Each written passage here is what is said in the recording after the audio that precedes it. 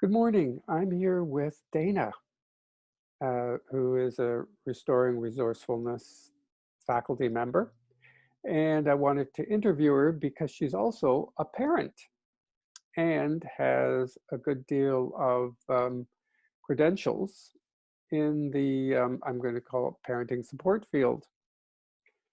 So Dana, tell me, what have you noticed in your own life or in people who you've been talking to that are some big challenges for parents during this COVID time? Yeah, I think there are a number of challenges. And one, connecting to ourselves and connecting to those around us in ways that feel nurturing and nourishing. That, like, all of the ways that we've been connecting with each other, got shifted pretty abruptly when we all, or many of us, went home to work. So, I know for myself, um, that in my regular work, I spent very little time on a computer, maybe 1% of my time. And now I'm spending 100% of my time. Yesterday, I spent 10 hours in Zoom calls. Um, and that's a very different texture of communication than I'm used to. Um, and I think the same is true for our kids who are used to, palling around and so much of the communication that's not happening through here, um, but happens through body language, whether that's actual physical touch or proximity, that kind of thing. So I think a real challenge is recalibrating our sense of connecting. I'm aware that voices sound different to me than they do when I'm in person. My senses are all really trying to recalibrate this. Um, and then switching between those two things at home. So I might be, here doing this kind of relating for 10 hours, and then I step out into, more three-dimensional connecting in my home, and it's like, oh, okay. So, so I don't know, how to really articulate that, but that feels like, um, it feels like a challenge to me. And I know that what I hear from my daughter and from, people she's in contact with too, that it's not quite, it doesn't quite make it like, oh, I want to touch you. Um, yeah, in ways that the screens aren't translating. And we're Mhm. also grateful that, that we have this, because we Yeah. imagine a time that we wouldn't have even had this. Yeah, so there's a sharing of words, and you can actually see the person so you can get some expression. Um, and for a parent, you're now in this whole other world where basically you spend most of your time in the home and you spend most of your time with your children, which where before there would be these happy reunitings, um, as it were. I go out into the world, I make the the kind of contact and connection, and then I come home. And but now there's none of well, I would say in most homes there's none of that coming home. You just are home. You are home. Yeah. Yeah. And I think that's, that may be helpful for people to still create some space for themselves. So that there are during the day sweet reunions rather than a desire for, like, would you just go away? I want my Hmm. space. But for people to be really active and taking their own responsibility for creating space for themselves. So, yesterday I was thinking with someone who lives in a very crowded household, and the best space we could come up with was like, "Do you guys have a tent?" Like, yeah. And so she left our call with this, intention to go and get her tent and pop it in the backyard, and that become kind of her sacred space for the next little bit of time. Probably until she's discovered, but and then it'll be something quite fun to share. But getting creative. We've hung hammocks in our backyard, so those are pods of Mm. of space that we can go to and be in. And so thinking, what's here around me, not just in my home, but within the boundaries of my home too. Okay, so thinking creatively, and it sounds like caring for yourself as a parent. So you've still got resources. Yeah, yeah. And as a parent, recognizing that I'm not the only one having an experience, Hmm. that my daughter is younger than me, and her experience of this is as legitimate as mine. And so really being able to be with her in her experience, and not try to fix it, but to hear it and to understand it. This is the last year at the particular school that she goes to, and so she's having that experience of not being able to complete at that place in the way that she had imagined for years, finishing with her class and her teachers and the space. And so hearing that versus rushing to try to make it okay for her. Um, Okay, that's a great one, because that will be going on right in literally millions of homes, certainly across North America.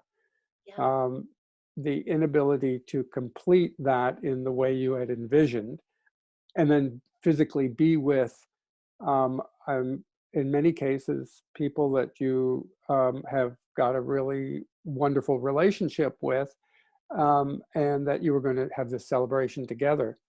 So, would there be any restoring resourcefulness tool that would be helpful for a parent, um, in terms of creatively moving through that, or right, allowing your child to move through that in a healthy and sane way? yeah, yeah. I mean, again, the first tool that pops up is listening, which Mm. involves is and presencing is embedded in, and that's the turning toward and opening your body posture and breathing deeply. So making myself fully available to hear, and then the listening. My favorite question is, it- tell me more, or and then what, so that I can actually hear what her experience is. um, the other thing that I'm aware of as a parent frequently, and when I think about her, is the prevalence of fear. Mm. And she's a bit like me, super sensitive, and kind of feels all the things, and so um, noticing and keeping my body in, if nothing else, subtle movement all of the time. So you know the fear melters that we've learned about. So if my fear is more active, fight, or flight, that I can do a more passive ooze, or sumo kind of move, that it really helps me be with me, restore my inner sense of well-being, so that I'm available for kind of whatever experience is happening. I think there's the fantasy like, oh, then my fear will go away. And my experience is fear doesn't go away, and my ability to stay with me, and then when I'm with me, I'm able to stay with her better. So oozing or sumoing, wiggling, which is, a more active melter for a freeze response, and then there's a reach and gather, which, I mean, in my house, because my daughter's grown up with these tools, you know, we might actually do the full whatever. But if we're in a conversation, then, you know, I more likely wouldn't just start doing this, but I can locate myself. I can feel the contact of, you know, this larger move. And so whatever I am, I can feel the contact. Mm, totally. Yeah. And yeah. That's as you were talking and describing that, I had the flashback to my mother was the active fear response. So it was always grr and how fast can I go? And my father's was the other. It was just sort of like, I don't know, maybe we'll do that, you know, maybe later. Um, and the fear melters, well, this is from my perspective, it's like if they would have had a way through that, certainly I would have felt more in contact with them. And I certainly could have used them as a parent. Yeah. Oh Yeah. my gosh, yeah.